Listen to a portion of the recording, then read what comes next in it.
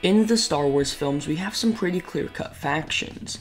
On the good guys' side, we have the Rebel Alliance, the Republic, and the Resistance. And on the bad guys' side, we have the Empire, the First Order, and the CIS, or Separatists as they're also known. However, in this video, I'd like to analyze the Confederacy of Independent Systems, and to a lesser degree the Republic, and show how the war wasn't as black and white as many assume, and also why I believe George Lucas designed the Separatist Alliance to mirror the Rebel Alliance.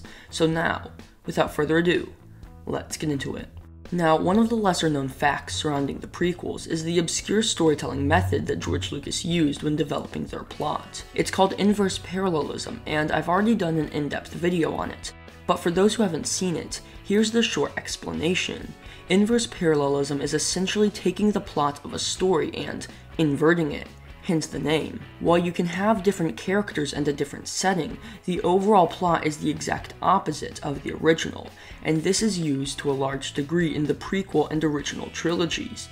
In Empire Strikes Back, the Battle of Hoth takes place on a snowy planet, and the bad guys completely stomp the good guys. The Battle of Geonosis takes place on a hot and sandy planet, and the good guys completely stomp the bad guys. The story of the prequels is that of the Sith's return to power, whereas the story of the originals is that of the Jedi's return to power. The prequels revolve around Anakin being tempted by the dark side and ultimately succumbing to it. The originals revolve around Luke being tempted by the dark side, but ultimately overcoming it, etc., etc. The examples go on and on. However, if the plot of the prequels is the exact opposite of the plot of the originals, it leads me to beg the question, were the Separatists, who were one of the antagonists of the prequels, truly the quote-unquote good guys, if we look at it from a different point of view? If you clicked on this video, I'm assuming you already know the answer, so let's get right into my reasons. Now, yes,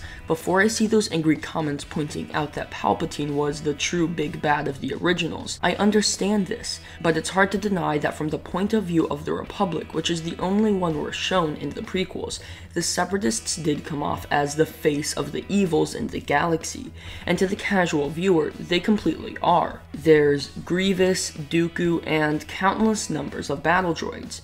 But what about the people we're not shown? What about the planets that comprise the Confederacy of Independent Systems? In the Star Wars The Clone Wars episode Heroes on Both Sides, we're introduced to Separatist Senator Mina Bonteri and her son Lux Bonteri, and it's a bit of a rude awakening for the Republic fanboys.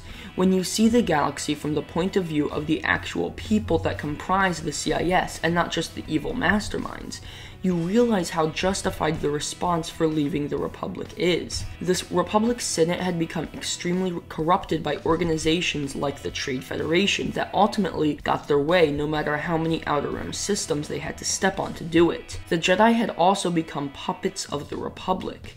Instead of being keepers of the peace, they had become warriors and soldiers for the Galactic Senate.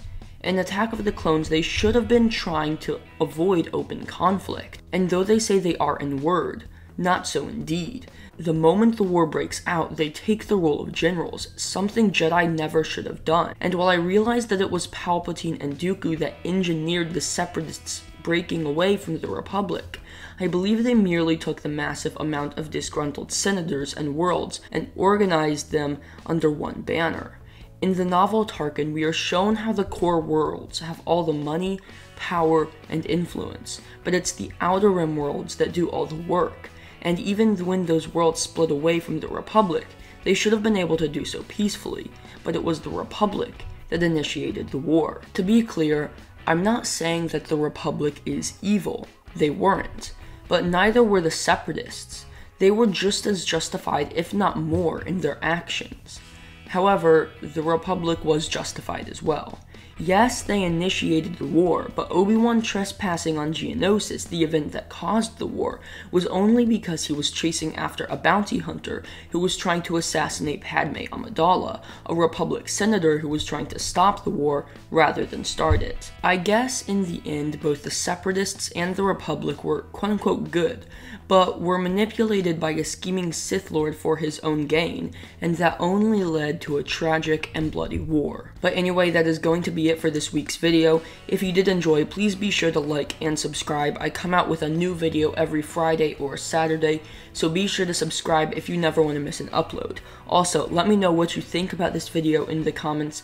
Did you appreciate seeing the war from a different point of view? Did you think my argument was completely pointless? Or do you have a completely different view? Make sure to leave a comment. But as always, may the Force be with you. God bless, and I'll see you next time. Thanks for watching.